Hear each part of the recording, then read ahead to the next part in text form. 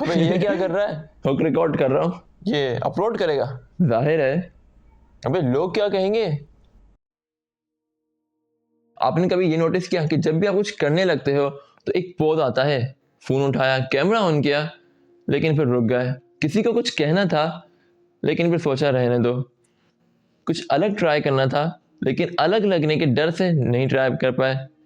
ये पोज इतना छोटा होता है कि हम इसे अपना डिसीजन नहीं समझते, लेकिन इसी एक सेकंड के अंदर हमारे बहुत से फैसले मर जाते हैं। ये एक कमजोरी नहीं, ये एक सिस्टम है, एक इमेजिनरी ऑडियंस जो हर फैसले पे एक वोट डालती है।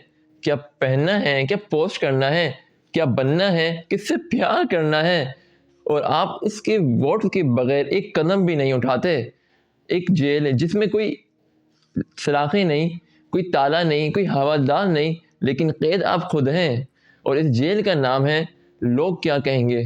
ब्रिटिश साइकोलॉजिकल सोसाइटी के एक केस में 26 year old British Pakistani Ayesha बाहर से एक अच्छी लाइफ जीती हैं। उनके पास एक अच्छी जॉब, अच्छी डिग्री और अच्छे ख़ानदान भी है, लेकिन बंद दरवाज़ों के पीछे वो खुद को ट्रैप्ड फील करती हैं।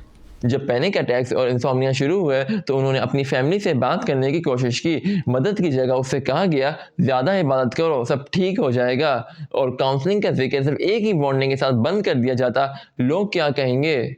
आयशा कहती हैं कि उन्होंने ये लफ्ज़ अपनी ज़िंदगी में हर फैसले से पहले सुना है, सब्जेक्ट चूज़ करते वक्त, कपड़े पहनते वक्त और करियर जब फैमिली एक्सपेक्टेशन से हटकर सोचा। साइकोलॉजिस्ट कहते हैं आयशा का ये डिलेमा कोई यूनिक नहीं है। ब्रिटिश साउथ एशियन कम्युनिटीज में सिर्फ यंग लोग नहीं, एडल्ट्स भी ये प्रेशर फील करते हैं। मसला ये नहीं है कि लोग हमें जज क्यों करते हैं या लोग क्या कहेंगे, मसला ये है कि हमने उन्हें इतनी पावर क्यों दी हुई है। और अगर ये सिर्फ एक सोच है तो इस सोच को अनलर्न कैसे करना है, वो भी सिर्फ एक सिंगल स्टेप, पॉइंट या माइंडसेट के साथ।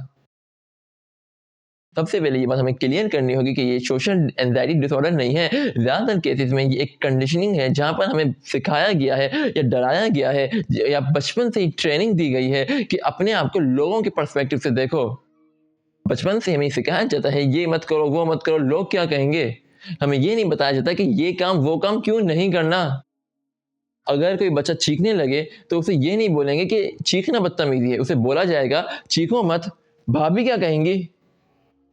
मतलब बिहेवियर गलत नहीं है, बिहेवियर इसलिए गलत है कि लोग उसे गलत समझते हैं।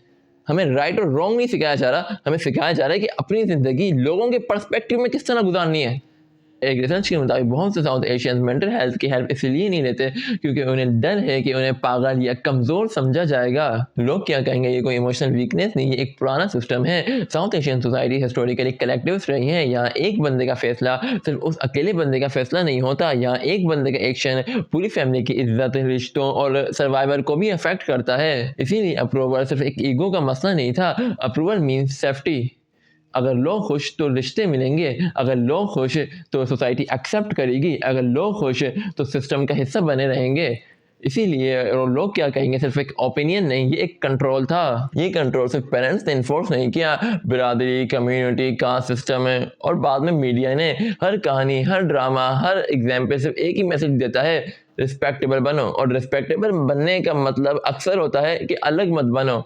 और जब ये प्रेशर सालों तक चलता है तो बाहर की आवाज़ अंदर की आवाज़ बन जाती है। फिर कोई कुछ कहे या ना कहे, हम खुद को ही जज करने लगते हैं लोगों के पर्सपेक्टिव से कि लोग क्या सोच रहे हैं, कि ये क्या सोचेंगे।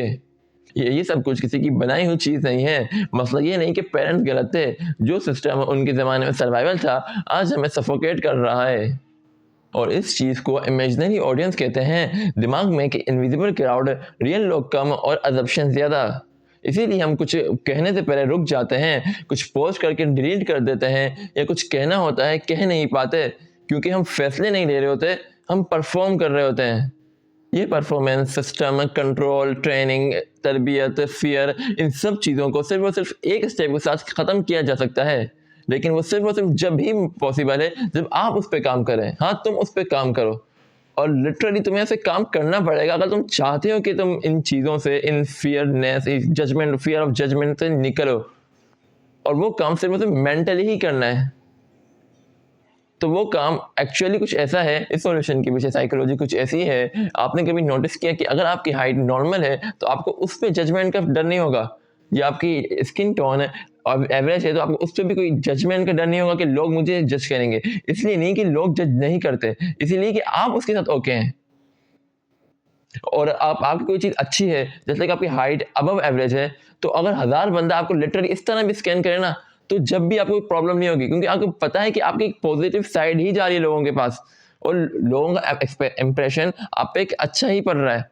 ऑन द अदर हैंड, जिन चीज़ों के साथ आप पहले ही इनसिक्योर हो, जैसे अगर आपके फेस में पिंपल्स हैं और आप उनसे इनसिक्योर हो और आप उसका स्ट्रगल कर रहे हो, तो जब भी आप बाहर जाओगे तो आपको एक फियर ऑफ जजमेंट होगा उन पिंपल्स पे जिस पे आप पहले ही स्ट्रगल कर रहे हो, जिसमें आपने पहले ही एक्सेप्ट किया हुआ है कि आप में कोई खामी है, which is not a real thing. क्योंकि ये खामी भी, ये इनसिक्योरिटी भी किसने पैदा की? ये भी सोसाइटी ने तो बताया कि ये पिंपल्स होना खामी है आपके अंदर, राइट?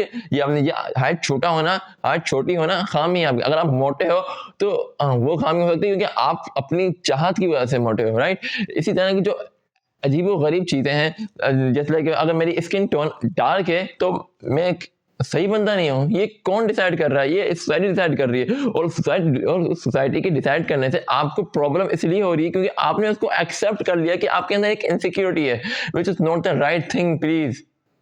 इन शॉर्ट, मसला ये नहीं कि लोग क्या कह रहे हैं या क्या कहेंगे, मतलब वो मेन पॉइंट, वो कोर, वो बेस जो इस डर को पैदा करती है, और वो मेन पॉइंट हमारा दिमाग है। वो दिमाग जो हमारे इनसिक्योरिटीज पर जज करता है, और वो इनसिक्योरिटीज जो लोगों ने बनाई हैं, जो लोगों ने क्रिएट की, जो लोगों ने डिसाइड की है, हमें उस माइंडसेट को चेंज करना है, और वो भी माइंड के जरिए। आपको लोगों को चेंज नहीं करना, आपको परफेक्ट नहीं बनना, आपको अपनी इनसिक्योरिटी के साथ ऑनेस्ट होना है। और जिस चीज़ से भी आपको डर है उसको देखो, उसे एक्सेप्ट करो, उस पर काम करो, और वो काम आपको अपने कमरे के अंदर अकेले अपने साथ करना है, और अपने दिमाग के जरिए करना है, अपने माइंड के जरिए करना है। और जब आप उस डर को अपने अंदर से ही भगा देंगे और आप उस चीज़ को एक्सेप्ट कर चुके होंगे जो कि आपकी इनसिक्योरिटी थी, तो लोग 1000 बंदे भी आपको उस चीज़ पे जज करें, और आपको पता है लोग आपको जज किया कर रहे हो उस चीज़ पे, आपको जब भी कोई प्रॉब्लम नहीं होगी, क्योंकि आप उस चीज़ को ऑन कर चुके होगे, आप उस चीज़ को एक्सेप्ट कर चुके होगे, और वो जजमेंट सिर्फ एक नॉइज बन चुकी होगी।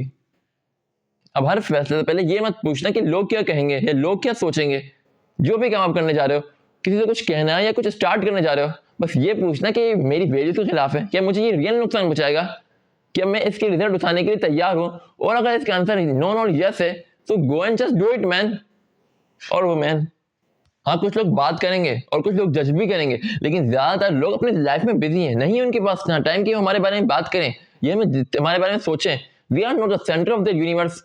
और लोगों से तो हमें प्रॉब्लम ही नहीं है, प्रॉब्लम तो हमें अपने दिमाग से, अपने माइंडसेट से, जो हमारी अपनी इनसिक्योरिटी को जज करता है कि लोग हमें क्या जज करेंगे, कि लोग हमारे बारे में क्या सोचेंगे।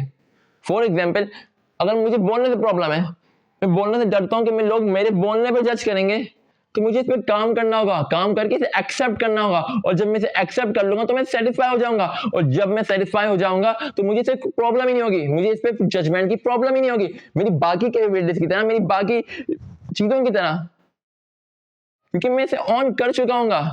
मतलब सिर्फ सिंगल स्टेप की वजह से, सिंगल सॉल्यूशन की वजह से मैं इस पूरे जेल से बाहर निकल सकता हूं।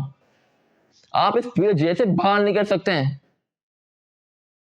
आपकी लाइफ कितनी आसान हो जाएगी, आपकी office life, working life, student life, आपके रिलेशनशिप्स, आप पूरे मेंटली फ्री हो जाएंगे इन चीजों से, सिर्फ इस स्टेप की वजह से, इस सॉल्यूशन की वजह से।